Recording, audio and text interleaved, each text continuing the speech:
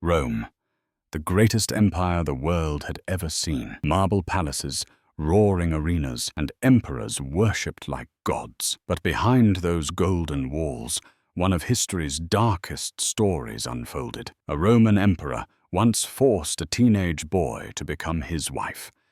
He dressed him in silk, gave him a new name, and paraded him as an empress before the world. That boy was Sporus, trapped in a nightmare of power, obsession, and cruelty. And today, we'll uncover 10 disturbing truths about his fate, each darker than the last.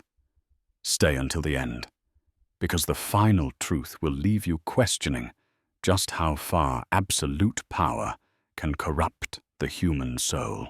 Before Sporus ever entered the picture, Nero had a wife, the beautiful and ambitious Poppaea Sabina. She was the empress of Rome, admired for her charm and elegance. But Nero was no ordinary husband.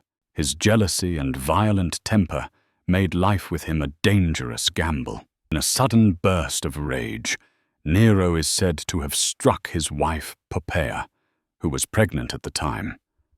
That single violent blow ended her life and the life of their unborn child. The emperor had murdered the woman he claimed to love most. But instead of closure, her death planted the seed of obsession, and that obsession would soon grow into something far darker. Most people mourn the dead, but Nero tried to bring them back. After Poppaea's death, he couldn't let her go. He kept her body, talked to her as if she were still alive, and forced others to do the same. But memories weren't enough. Nero's grief turned into something darker, an obsession to remake her, no matter the cost. And then saw Sporus. Sporus was a young freedman in Nero's household, barely out of boyhood. He was described as delicate, graceful, and almost otherworldly in beauty. To Nero, Sporus was more than just a servant. He was a mirror image of his lost wife. And in that resemblance, the emperor saw opportunity. What began as fascination quickly escalated into a horrifying plan. Sporus would become Poppaea. He would not have a choice. And Nero's plan began with a single brutal order. In one of the cruelest acts in history, Nero ordered Sporus to be castrated. The act took away his manhood, his dignity, and his future. It wasn't just physical pain. It was the theft of his very identity. If Sporus screamed, the palace walls swallowed the sound. Rome never heard him. But the emperor had what he wanted, a blank canvas on which to paint the shadow of his dead wife.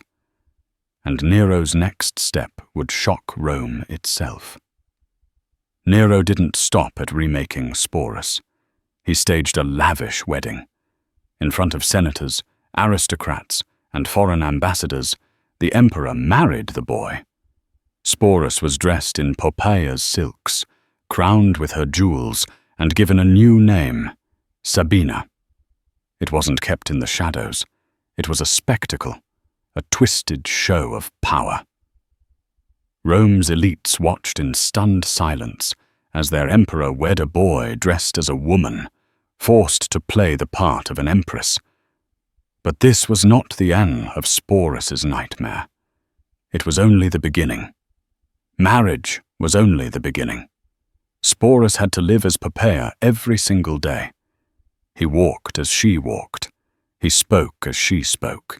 His hair, makeup, and clothing were styled to mimic hers exactly. To the world, he was presented as Rome's empress.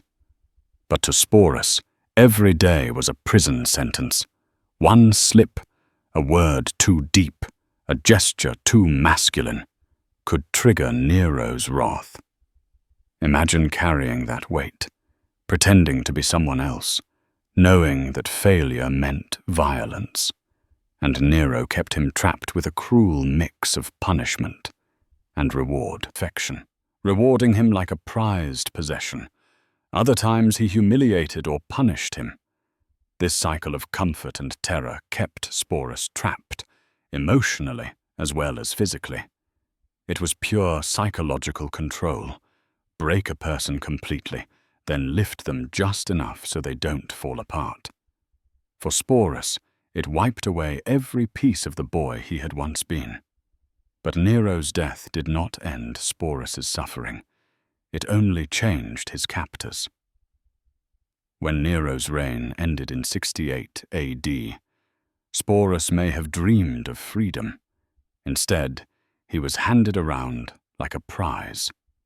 First to Galba, then to Otho. Each saw him as a relic of Nero's madness. But no one set him free. To Rome's rulers, Sporus wasn't human. He was an exhibit, a living reminder of imperial excess, too strange to ignore, too powerless to escape. And then came Vitellius, with the cruelest plan of all. Vitellius, the next emperor, plotted what may have been the merciless fate of all. He planned to throw Sporus into the arena and force him to act out a twisted myth, the abduction of Proserpina. Proserpina was a goddess from Roman mythology. Before thousands of mocking spectators, Sporus would be disgraced, broken, and humiliated for entertainment. Even for Rome, a city used to blood and spectacle, the plan was horrifying. And for Sporus, it became the breaking point. And so, he chose the only escape left to him. At only 20 years old, Sporus made his final decision. Before Vitellius could throw him into the arena, he drank a deadly potion. His life ended not with the roar of the crowd, but in the quiet of a desperate act of defiance. In death, he took back the only power he had left, the right to choose his own fate. The story of Sporus is one of history's darkest tragedies. A boy stripped of his body, his identity, and his future, all because of an emperor's obsession. But his final act reminds us of something else. Even in the grip of absolute power, the human spirit can resist. Sporus's life was stolen, but in the end, his death was his own. If this story shocked you as much as it shocked Rome, subscribe for more forgotten tales from history's shadows, and let me know in the comments, do you think Sporus's final act was defiance or despair?